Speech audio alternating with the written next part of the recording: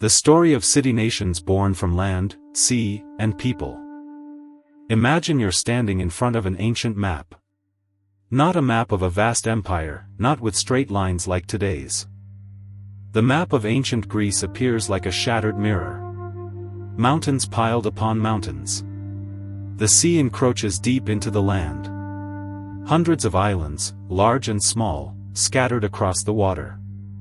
And strangely enough, from this very chaotic map, one of humanity's greatest civilizations was born. But it did not come into being a unified nation. It came into being hundreds of independent city-states, polis.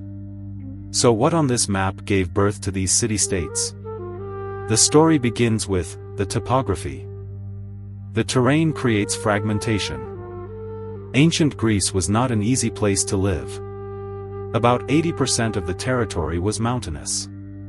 Long mountain ranges cut across the land, dividing it into separate valleys.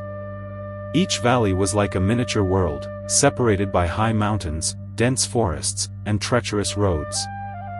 Traveling from one place to another by land. Time-consuming. Dangerous.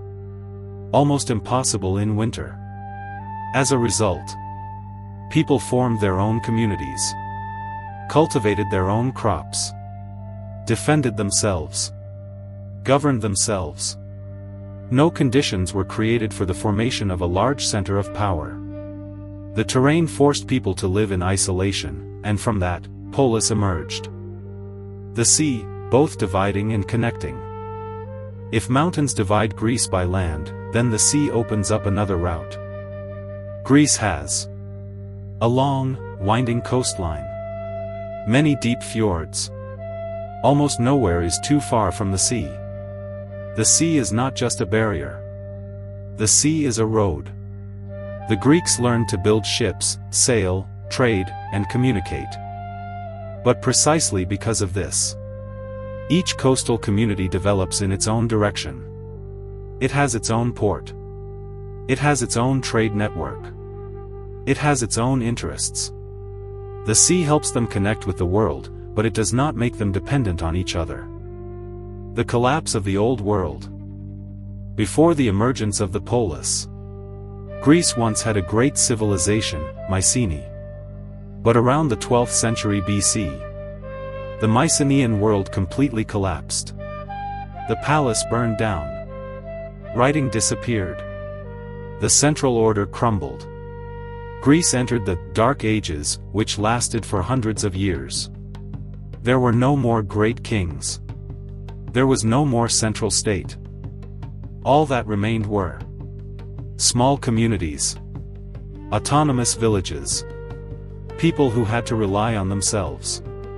And from those ashes, the polis began to form. Polis, from a small village to a city-state. A polis usually began very simply. A high hill, acropolis, for defense. A surrounding residential area. A field sufficient to feed the community. Gradually, the polis acquired its own laws.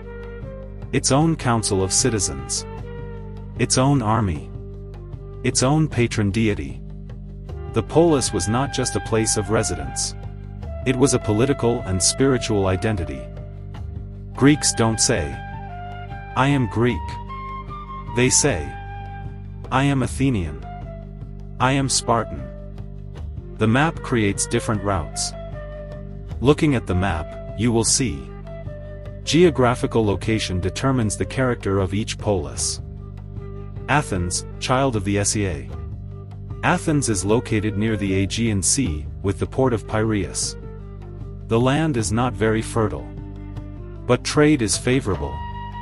Athens developed trade. Maritime. Open-mindedness. A place where many people come, many ideas clash, democracy and philosophy flourish. Sparta, a fortress in the valley. Sparta was located deep inland, surrounded by mountains. Low trade. Easy to defend. Ample land to support the army. Sparta chose the path of discipline. Military. Strict social control. A city-state created to never be invaded. Corinth, the crossroads of Greece. Corinth lies on the isthmus connecting two seas, controlling the trade routes. Seaports on both sides. Corinth became wealthy, practical, economically influential. Money became power. Thebes, power from the land. Thebes lies in the central plain. Easy to organize the army. Easy to control the land. Thebes developed military tactics. De facto power. Unpretentious thinking. The map has no fixed boundaries. On ancient Greek maps, there were no clearly defined national borders. Only spheres of influence existed. The polis. Allied when necessary. Divided when advantageous. Fighted for land, honor, and power. The map of Greece was constantly changing with the wars. Consequence, division but innovation. Fragmentation made Greece ununited, vulnerable to invasion. But it also created ideological competition, diversity of political models, freedom to experiment. Each polis was a laboratory of human civilization. When the map becomes destiny, the map of ancient Greece is not just a drawing. It is destiny. Mountains gave rise to division. The sea gave rise to trade. And humans gave rise to city-states. Greece was not born to be a nation. Greece was born to be a polyphonic civilization. And it is from these disparate pieces that world history took a different turn.